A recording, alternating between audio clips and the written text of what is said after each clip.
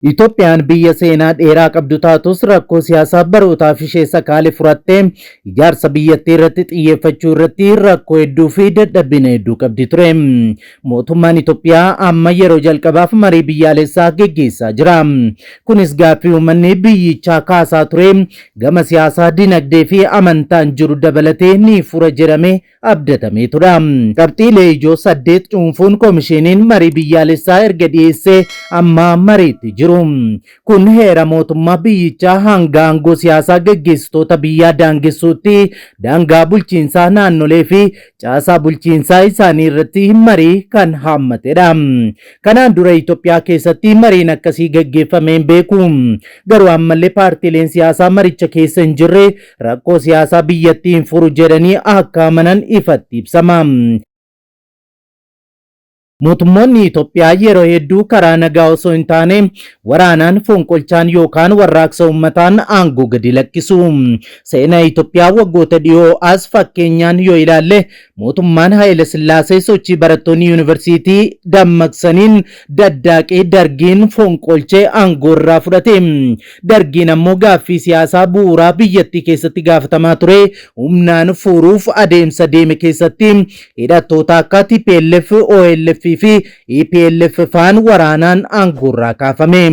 Sirna Dargiin booda siyaasa Itoophiyaa to'atee kan ture mootummaan Addawaawayii yookaan wayyaaneen gaaffii bu'uuraa kanneen akka mirga ofiin of bulchuu, afaanii fi eenyummaa deebisuu danda'us biyyattii gara dimookiraasiitti ceesisuu dhabuu fi gaaffiilee siyaasaa gaafatamaa turan humnaan ukkaamsuu fi gara dimookiraasiitti ce'uu dhabuun warraaqsa uummataaf isa saaxile. Sochiin qeerroo bara 2016 hanga 2018 gaggeeffame Addawaawayiin olaantummaa TPLFtiin waggoota 27 oliif Itoophiyaa bulche diigame. Achuma keessaa paartiin badhaadhinaa kan amma Itoophiyaa harkaa qabu akka dhalatu taasise. Bara 2018 muummichi ministeeraa Itoophiyaa Dr. Abiy Ahmed erga aangootti dhufaniis Itoophiyaa keessaa lolli hin dhabamne. Inumaayyuu waggoottan 7 darban keessatti Itoophiyaan waraana balaafamaa keessa seente. Akkuma aangootti dhufaniin wallabdee bulchiinsa isaanii fi ABO gidduutti mudateen Oromiyaatti waggoottan 7 darbaniif waraanni dhaabbate hin beeku. Tigraayitti waraanni balaafamaan lubbuu kumaatamaan galaafatee fi dinagdee biyyattii bulleessi waggaa 2 erga gaggeeffameen booda waliigaltee Piriitooriyaan dhaabbatus carraan deebi'ee eegaluusaa bal'ataa dhufeera. Waliigaltee Piriitooriyaan booda hidhattoota naannoo Amaaraa jalqabaa mootummaa muummicha ministeeraa Itoophiyaa Dr. Abiy Ahmed waliin ta'uun humnoota Tigraay lolanii fi raayyaa ittisaa gidduutti waraanni bifa haaraan naannoo Amaaraatti dhalate. Ofii Itoophiyaan rakkoo keessoo maaf mariin furachuurraa humnaan furuu filatti waraanni keessoo kana dura gaggeeffamerraa maaf hin baratamu gaaffiin jedhu gaaffii bu'uuraati. Obbo Baay'isaa Waaqayyaa dippiloomaatiin duraanii Yuunaayitid Neeshinii fi ogeessi seeraa idil addunyaa Itoophiyaa keessatti waraanni aadaa ta'ee akka jiru kan himan yommuu ta'u, itti dabaluun muuxannoo dhimma biyyoota addunyaa waraana waliin geggeessan ilaaluu irraa qaban akka fakkeenyaatti fudhachuun waraanni nagaa waaraa fiduu akka hin dandeenye ni kaasu. Haalota tokko tokko keessatti waraanni yeroof nagaa fiduu danda'a, garuu nagaa waaraa barbaadamu fiduu akka hin dandeenye biyya sanaa maraammartoo nagaa dhabuu keessaa akka galchus ibsu. Nama hundumaa yoo gaafattee nagaa barbaanna siin jedha, garuu dhugaa lafa jiru yoo ilaalte sabni hundumtuu waraanaan nagaa waan fiduu itti fakkaataa jechuun ilaalchi uummata Itoophiyaa akka waliigalaatti lola ilaalchisee qabu irratti gaaffii kaasu. Tibbana garuu Itoophiyaan haala addaa keessatti argamti. Yeroo jalqabaaf gara chaanaali keenyaatti kan dabalamtan subscribe godhaa, mallattoo beelii sana fuulduratti isinii dhufu haala tokko tokkoon ol kan jettu rakkaa addaa like share godhaa, kallattiin gara bal'inaatti wal wajjina dabarru. Viidiyoo kana like gochuun jalqaba. Itoophiyaa keessatti mootummaa qofaa osoo hin taane hawaasni iyyuu lola akka aadaattii fi waan ittiin boonamu godhatee fudhachuun rakkoo cimaa akka ta'e ibsu obbo Baay'isaan. Seenaadhuma dhala namaa keessatti lolli nagaa fidee hin beekus jedhu. Yoo nagaa fideeyyuu yeroo xinnoodhaaf nagaa buusa malee nagaa waaraa fidee yookaan buusee hin beeku. Kanaaf nagaa dhabne jedhu. Gama biraatiin ammoo rakkoon bu'uuraa Itoophiyaa keessatti mootummaan uummanni dhugaadhaan akka bakka buufatee dhabamuun rakkoo akka ta'e kaasuu obbo Baay'isaan. akka isaan jedhanitti Itoophiyaa keessatti mootummoonni qaama isaan mormu yookaan isaan dura dhaabbatu balleessuuf yookaan ofirraa hambisuuf malee isaan dhaggeeffachuun mormituu keessatti of ilaaluu hin barbaadani.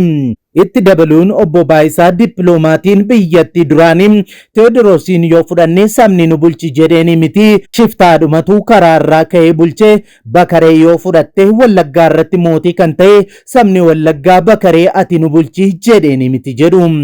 Atse Haayile Sillaasee sabni Itoophiyaa filatee miti anatu waaqa na muude jedhee dhaqee achi taa'e. Inni isaan gorraa buuse Dargiinis filatamee miti. Dhiibbaa Itoophiyaa keessatti ka'ee mootii aangorraa buuse sana keessatti dhaabni diimokiraasii waan hin turreef Dargiin humna waraanaa fayyadamuun aangoo qabate malee sabni isa filatee miti. Waggaa 17 Mangistuun kan aangoorra taa'e jechuun mootummoonni Itoophiyaa duraan turan hunduu filamanii akka hin taane ibsu. Kufaatii Dargiin booda sirni aangoorra tures warra isa deeggaranii fi gosaan keessatti waliin turan qabaachuun biyya bulchaa ture malee uummanni filatee akka hin taane ibsu obbo Baay'isaan. Mangistuu yookaan Dargii booda dhufanii waggaa 27 kan bulchanis warri TPLF yookaan Wayyaaneen warra isaan deeggarantu jira malee sabni isaan filatee miti. Warra isaan hin deeggarree bosonuma keessaa yeroo turanuu ajjeesaa turan jechuun Tigraayuma keessattuu yeroo lolarra turaniyyuu warra isaan mormuu balleessaa akka turan ibsu obbo Baay'isaan. Kun ammoo siyaasni Itoophiyaa yaada walii dhaggeeffatanii waliin mari'achuun garaagarummaa waliin jiraachuu osoo hin taane tokko yoo aangoo siyaasaa qabatee isaan kaan balleessee yookaan gadi qabee ofii bahee mul'achuu qofaa irratti kan hundaa'e ta'uu ibsu. Seenaadhuma Itoophiyaa ammayyaa keessatti mootummaan uummataan filatame osoo hin taane warra isa deeggaran qabatee aangoo akka qabatuu fi aangoo irra turuu ibsu dippiloomatii fi ogeessi seeraa idil addunyaa kan ta'an obbo Baay'isaan. Kana jechuun mootummaan kun mootummoonni Itoophiyaa hanga ammaa jiran mootummaa warra isa jaallataniiti yookaan mootummaa warra isa wajjin jiru warra yaadaan walii galaniiti jechuun mootummoonni Itoophiyaa hanga ammaa jiran kan warra isaan deeggaranii malee mootummaa uummataa akka hin taane ibsu.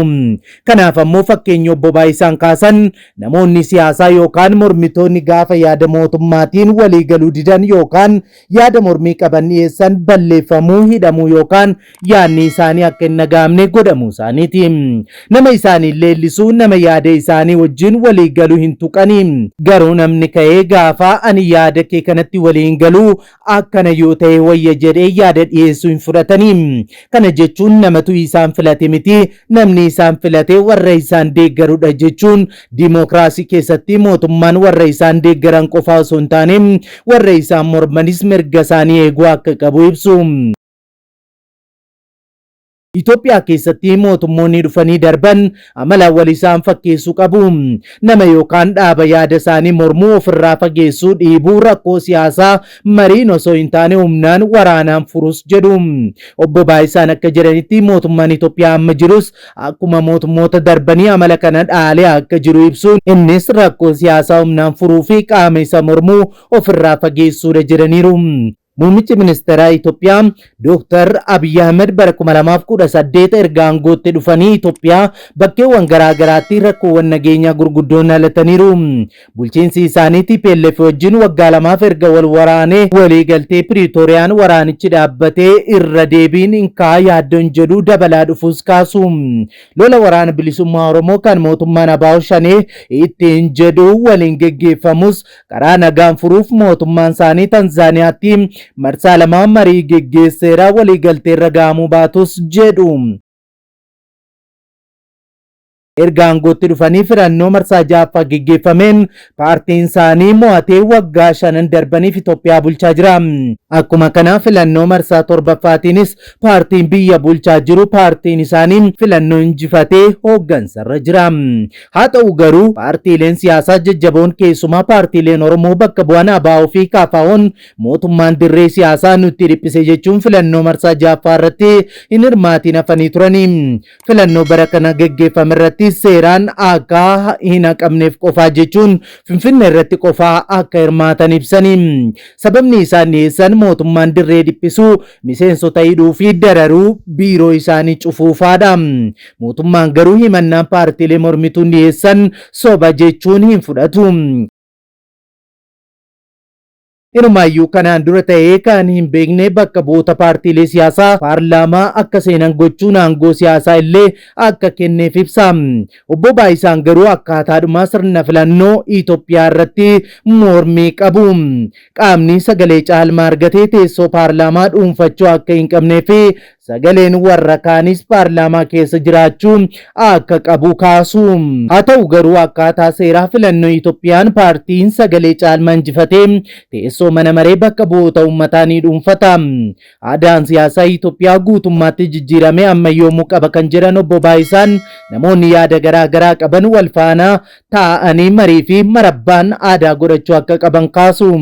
Biyyi sun Itoophiyaan kan hundumaati, kan warra si deeggaranii qofaa miti. Gareen tokko nan deeggaru jettee gaafa of keessaa baastu naafis biyya kooti jedhee inni qawwee fudhatee lagatti gala, inni kaan biyyaa bahee miidiyaa qabatee sitti dhufas jedhaniiru.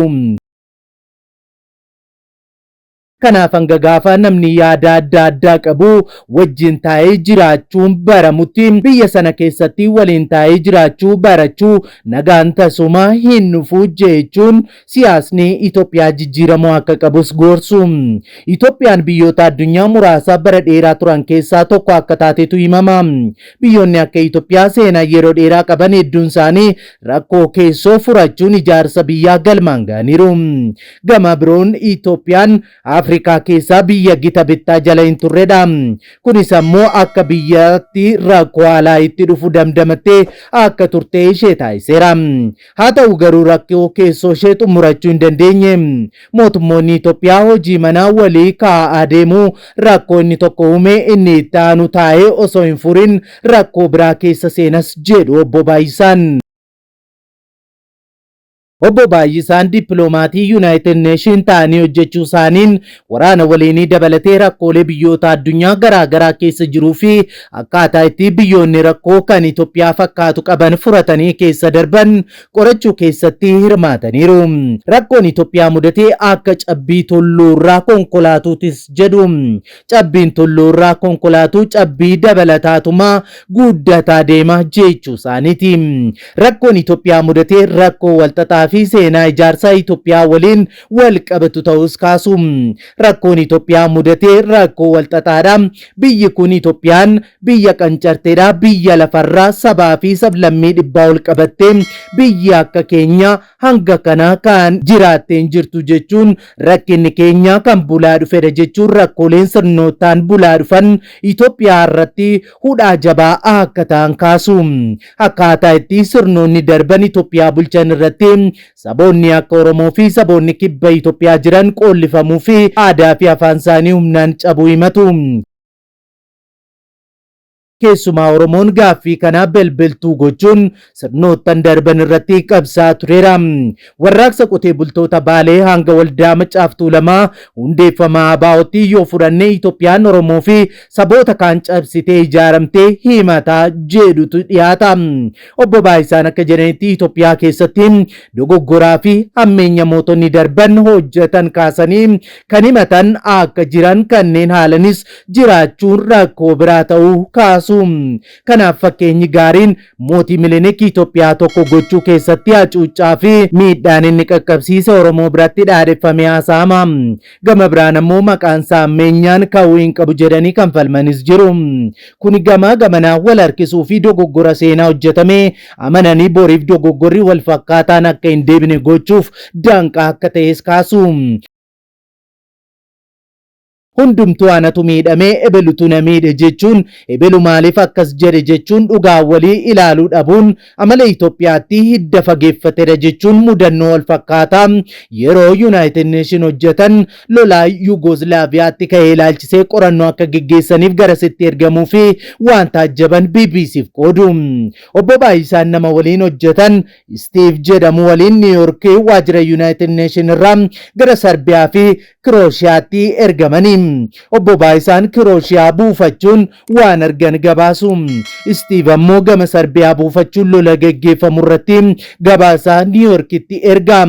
Ani Kirooshiyaa keessa taa'ee kanan argu marfiin gama Sarbiyaa irraa as dhuka'u yommuu dhufu ijoollee dubartii yeroo ajjeesuun arga.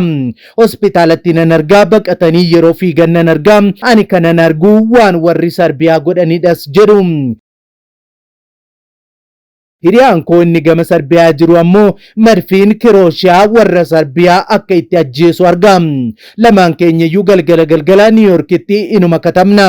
Ani kanan katabu warri Sarbiyaa akka itti isaan gadhee ta'an akka itti isaan ijoollee fi namoota kaan fixanidha. Istiiv immoo gama taa'ee waan warri Kirooshiyaa godhan dhugaa jiru barreessa jechuun lamaanuu waan gama isaaniin argan qofa barreessaa turuu simu.